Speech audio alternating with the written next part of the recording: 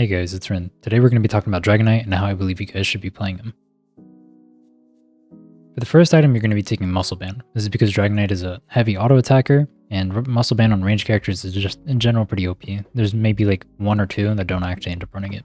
Your second item is going to be Buddy Barrier because you have a very spammable ult. In fact, the most spammable ult in the game, so you can constantly abuse Buddy Barrier's cooldown, and in general, Buddy Barrier is just an overpowered item. For your last item, you're either going to be going Razor Claw or Scope Lens. Both of these are good options. I've been running more Razor Claw recently because I've been playing Dragonite in lane, and I want that extra pressure in the early game. But when I jungle Dragonite, I generally play Scope Lens. If you're playing the Outrage variant, which I don't really, Razor Claw might be even better than Scope Lens would be normally, just because melee auto attacks equals slows. For battle items, we're going to be going full heal 100% of the time if you're playing Outrage. If you play Hyper Beam like I do, both the eject button and full heal have their merits. So with the eject button, you can flash with the Unite move, and it's treated similar to Blastoise's ult. But with full heal, you can dodge things like Wiggly's, Cute Charm, and Sing, and blah blah blah, and try to keep up your Dragon stance better.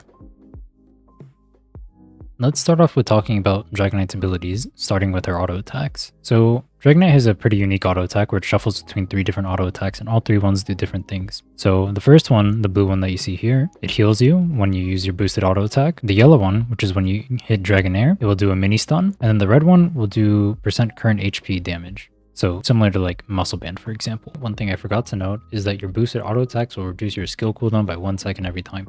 So this means that your Hyper Beam cooldowns will get lower, your Outrage will be pretty much perma available, blah blah blah. Now her basic abilities are pretty simple. Twister kind of just slows and deals mild damage, and then the only real notable thing you need to know is that Dragon Breath will reset your boosted auto if you hit something, and it also has a slight delay.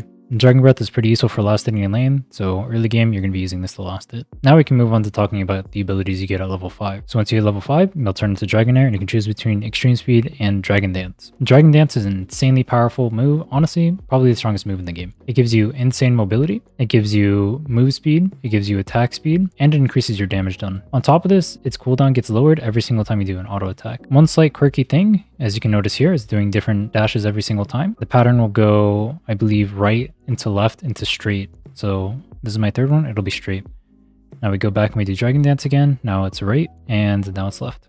Now the other option, Extreme Speed, is basically just Flare Blitz. I don't really have to talk about that one too much. It resets your passive multi-scale, which just reduces some damage you take. It's not really that big of a deal. Honestly, Dragon Dance is so OP, I don't even really want to talk about Extreme Speed. That Extreme Speed is no Lucario Extreme Speed. Once you hit level 8, you get to choose between Hyper Beam or Outrage. I've been liking the Hyper Beam set better myself because Hyper Beam is one of the best secures in the game. And then on top of this, it allows you to maintain your range. So Hyper Beam does insane amounts of damage, and it's % HP based. So if you look here on this doll, I do stupid amounts of damage to that. Absolutely massive. So that makes it one of the best secures in the game for both Zapdos and Dreadnought, part of what makes Dragonite so powerful. Hyper Beam stacks up to 4, or rather has 4 charges. So you have this base charge. If you look at the portrait down here, it's just like this small little line.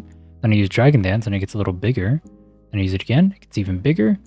And then I use it one last time and it gets as big as it can get. It does more damage for every single stack you can get. And as you can see there, it hit 20k, which I think is the maximum you can do for % HP. This thing is literally the best objective secure in the game. You can do like 20% of Dreadnought's HP. It's absolutely insane. Look at how much damage you do to Dreadnought here. Look at that. 20% of its health just completely gone as a secure. Now it does have a slight delay, but I still think it's incredibly powerful. Now one thing to note is there is a very long cast time, but then on top of this, it's also very easy to dodge. They can dodge into you, they can use a mobility spell, or sometimes if they have enough move speed, they can just even walk away from it or sidestep it or whatever. But despite this, I still think it's a very strong ability.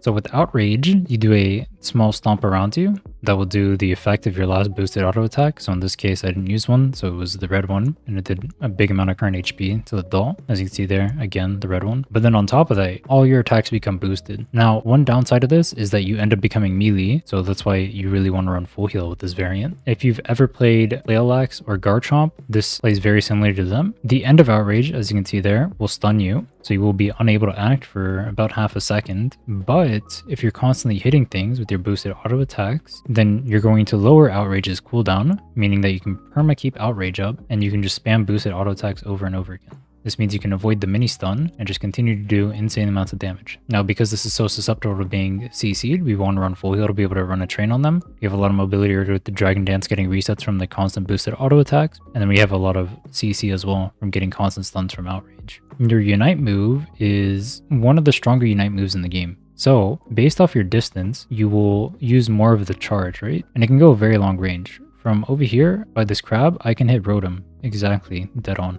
But the real strength in his Unite comes from the fact that you can consistently spam this in fights. So if I ult pretty much on top of myself like this, and I use like 25% of it or whatever, I can just constantly get buddy berries, I can constantly get the buff, and I can use this to just fight like 24/7. I'll have it up at like every single fight, I'll have it up at every single objective. It's pretty nutty. I can use this to force people off of farm, I can use this to peel for my team, I can get multiple of these off in a zap fight. It's a very strong Unite move. Honestly, most of the time, I don't even find myself using it max range. Pretty much the only time I max range it is when I need to go for a back cap. It's very rare for me to actually engage with this like this. Keep in mind it does have a long delay and the enemy will be able to see the circle. So you see how long it takes me to use it? They will be able to run out of that. So you're gonna have to predict where they're gonna go, or you're gonna have to use it as an engage tool or a peel tool. Using it right on top of an enemy to get right on top of them probably isn't gonna help you too much.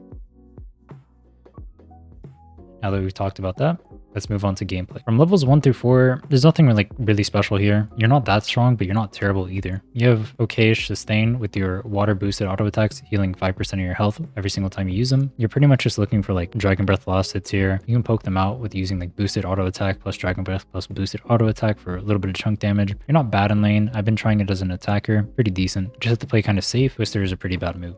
Now, once you hit level 5 through 7, this is when you become extremely strong. So you've unlocked your mini stun from Dragonair, your yellow auto attack, and you have Dragon Dance availability now. You do insane amounts of damage. So you can constantly stack up your Dragon Dance and you can just rain hell over everybody with your auto attacks.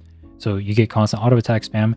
At this point, your auto attack spam plus your Dragon Breath just proccing even more boosted auto attacks means you can consistently mini stun people plus get decent healing. Plus you're doing a lot of damage because you have 3 Dragon Dance stacks. Plus you have a lot of mobility, so it's hard for them to get on top of you. Plus you have a lot of attack speed, so you're just railing even more. Boosted auto attacks into your enemies. It's very strong at this point in the game. I think Dragonite is probably the strongest character in the game, levels 5 through 7, save maybe Serena. You win pretty much every single 1v1. In fact, I think you're probably able to beat a Serena, assuming you dodge like Grassy Blade CC. Now that we've talked about that, let's move on to First Dreadnought. So at First Dreadnought, it's pretty important to distinguish whether or not you have your Hyper Beam and you have your ult. So if you have your ult, you're pretty much looking to melee ult, so you can just ult there and look to ult Rotom later. But this can also zone away the enemy, so you can look for Hyper Beam secures. So this is where Hyper Beam starts coming into play.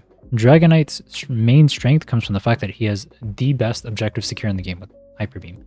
So what you want to do is you want to try and zone away the enemy, or you want to try and stack up your Hyper Beam so you can try and secure it with ease. Your goal is just to hit that Dreadnought and pretty much guarantee a coin flip that will always go in your favor. So try to force the enemy off with your ult. If you're not quite that level because you're playing it in lane or whatever, if you have your Hyper Beam, then you can go and go for that. If not, just try to look to play somewhat aggressively with Dragon Dance autos. You're still very strong at that point in the game, even if you don't have Hyper Beam. But remember, coin flips are always in your favor because Hyper Beam is insanely strong, best secure in the game by far.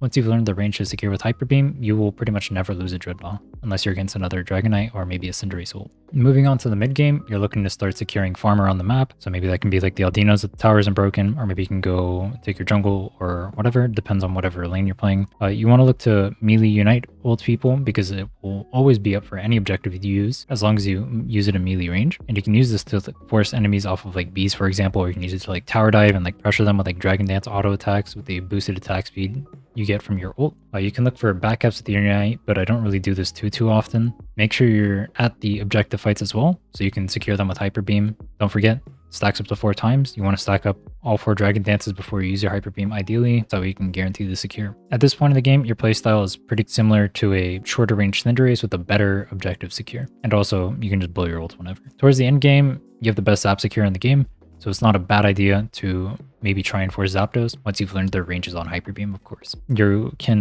melee Unite at Zapdos, meaning that you can get 2 Unite moves off, assuming the fight takes a long time. You can use this Unite move to either peel your team if they engage onto you, or you can use it to separate their front line and their back line by just ulting in the middle and forcing their front line to go this way or get knocked up by your ult and take the damage. And it's a pretty decent chunk of damage too. It's like 2k-ish or so at that point in the game. You can look to poke with Hyper Beam over at the Zapdos pits. For the most part, you're pretty much going to be playing this out once again very similar to Cinderace. Dragonite is an auto attacker after all, So just raining hell with your auto attacks plus Dragon Dance, increasing your attack speed plus damage plus move speed or whatever to be able to kite is pretty much your gameplay. So this all obviously assumes you're playing Hyper Beam. If you're playing Outrage, if you've ever played like Garchomp or you've played like Flail Axe, you're going to be playing very similar to that. Your goal is going to be to dive the enemy, try to force them to use your Unites, back off, and then try to go back in again. Basically, you want them to blow all their cooldowns, you want to try and get out if possible, and then you want to try and re-engage because you're not really going to be able to kill them through their shields because it doesn't do enough damage. Anyway, that's it for this guide. I hope it was useful for you guys. If you guys want to see gameplay of Dragonite, it'll be down in the description below. I've been spamming it all day today, right before I made this guide. I'll be spamming it more tonight when I log back on later.